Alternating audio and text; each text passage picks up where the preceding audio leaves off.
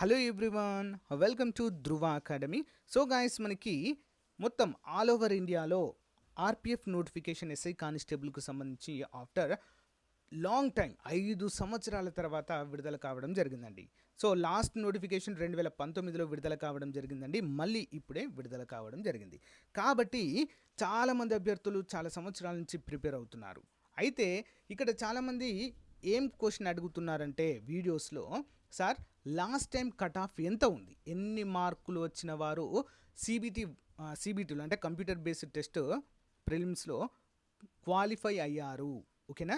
అంటే ఫిజికల్కి క్వాలిఫై అయ్యారు, అంతే కదండి. మనకు ఒకటే ఎగ్జామ్ ఉంటుంది, దాని తర్వాత ఫిజికల్ ఉంటుందండి, అంతే. సింపుల్గా చెప్పాలంటే మనం ఇక్కడ ఎన్ని మార్కులు తెచ్చుకుంటే ఉద్యోగం వస్తుంది అనేది మనము గుర్తుంచుకోవాలి. అయితే మనకి ఎగ్జామ్ అనేది మొత్తం 120 మార్కులకు గాను ఉంటుందండి. ఎన్ని మార్కులకు ఉంటుందండి? 120 మార్కులకు మనకు ఉంటుంది. ఇందులో ఇంగ్లీష్ అయితే ఉండదండి, అందరు కూడా గమనించాలి. ఇంగ్లీష్ ఉండదు. ఇంగ్లీష్ పైన కొంచెం పట్టు తక్కువగా ఉండేటువంటి అభ్యర్థులకు ఇది ఒక సువర్ణ అవకాశంగా చెప్పుకోవచ్చండి, ఓకేనా? ఇంగ్లీష్ పక్కన పెట్టేయచ్చు మనము. జనరల్ అవేర్నెస్, అర్థమెటిక్ రీజనింగ్ మాత్రమే ఇందులో మనకు కనిపిస్తుంది. కాబట్టి చాలా మంచి అవకాశము, అందరూ కూడా గమనించాలి. అయితే 2019లో వచ్చినటువంటి కట్ ఆఫ్ కనుక మనం గమనించినట్లయితే, సో మేల్ అభ్యర్థులకి, పురుష అభ్యర్థులకి మరి ఇక్కడ మనకు గ్రూప్ 1, గ్రూప్ 2, గ్రూప్ 3, గ్రూప్ 4 అనే విధంగా ఉంటాయండి. ఎప్పుడైనా గుర్తుంచుకోండి, గ్రూప్ 1 అంటే లేదా గ్రూప్ ఏ అంటే మన సౌత్కి సంబంధించిందండి. సౌత్ సెంట్రల్ అంటే సికింద్రాబాదు, అంటే దక్షిణ మధ్య south central railway, Secunderabad south railway ఏంటండి మన యొక్క తమిళనాడు కిందకి వస్తుంది. సౌత్ ఈస్టర్న్ రైల్వే ఈ యొక్క విశాఖపట్నం, అంతేకాకుండా ఒడిషా ఆ ప్లేసెస్లోనివి అయితే వస్తాయి ఫ్రెండ్స్. కాబట్టి ఓన్లీ మనము గ్రూప్ ఏ మాత్రమే చూడాలి, ఓకేనా? గ్రూప్ ఏలో భాగంగా మరి లాస్ట్ టైము ఓబీసీ అభ్యర్థులకు 120 మార్కులకు గాను 93.5 మార్కులకు క్వాలిఫై కావడం అయితే జరిగిందండి. 93.55, ఎందుకంటే రిజర్వేషన్ ఉండదు కాబట్టి కొంచెం ఎక్కువ ఉంటుంది. ఎస్సీ అభ్యర్థులకు 77.29 మార్కులకు మరి జాబ్ రావడం అయితే జరిగింది.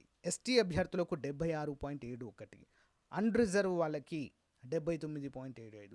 ఎక్స్ సర్వీస్ మెన్కి చూడండి ఫ్రెండ్స్, చాలా తక్కువ 36.22 మార్కులు వస్తేనే వీరికి సరిపోతుందండి. చాలా చాలా తక్కువ కట్ ఆఫ్ ఉండడం అయితే మనము చూడవచ్చు. ఇది మేల్ అభ్యర్థులకండి.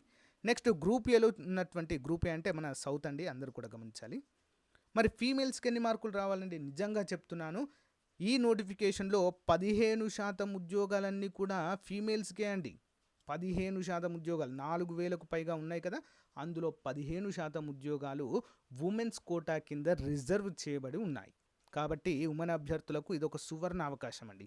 అంతేకాకుండా మార్కులు కూడా చూడండి, ఓబీసీ అభ్యర్థులకు 46.67 వస్తే జాబ్, ఎస్సీ వారికి 41, ఎస్టీ వారికి 38 అండి, అన్రిజర్వ్ వచ్చేసి 47 మాత్రమే, ఓకేనా? చాలా తక్కువ మార్కులకు జాబ్ వచ్చే అవకాశం ఎవరికైనా ఉందా అంటే ఫీమేల్ అభ్యర్థులకు, నెక్స్ట్ ఎక్స్ సర్వీస్ మెన్లకు కూడా అవకాశం అయితే ఉంటుందండి, ఓకేనా? ఇంకా వేరేవి కూడా ఉన్నాయి, గ్రూప్ బి, గ్రూప్ ఎఫ్, కానీ మనకు అవసరం లేదండి. అది మన సౌత్ మనం చూద్దాం, ఓకేనా?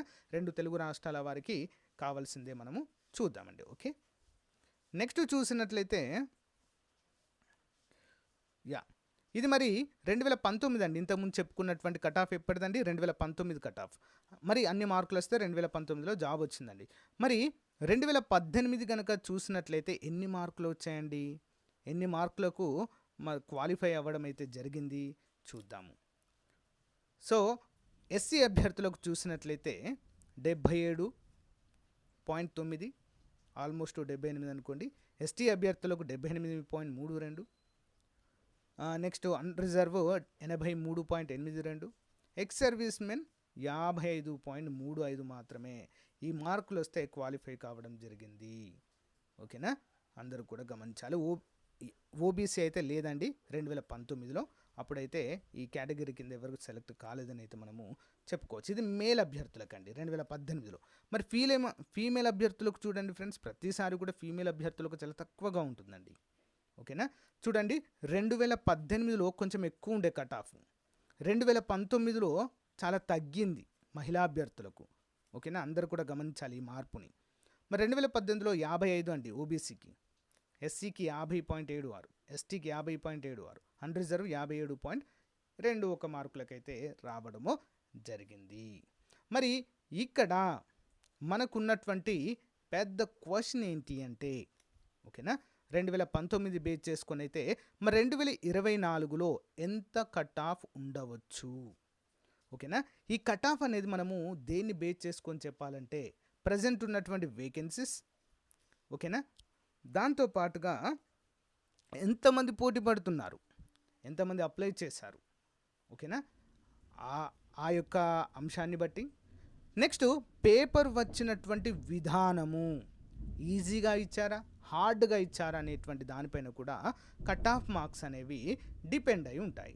ఇక చూడండి, మేల్ అభ్యర్థులకు కనుక చూసినట్లయితే ఓబీసీ అభ్యర్థులకు 93కు కట్ ఆఫ్ కావడం జరిగింది. అంటే ఈసారి కూడా అంతే అండి, 90 నుంచి 95 మధ్యలో ఉంటుందండి, సింపుల్ అంతే. ఎస్సీ అభ్యర్థులకు 75 to 77 మధ్య ఉంటుంది, ఓకే, 75 to 77 అంతే.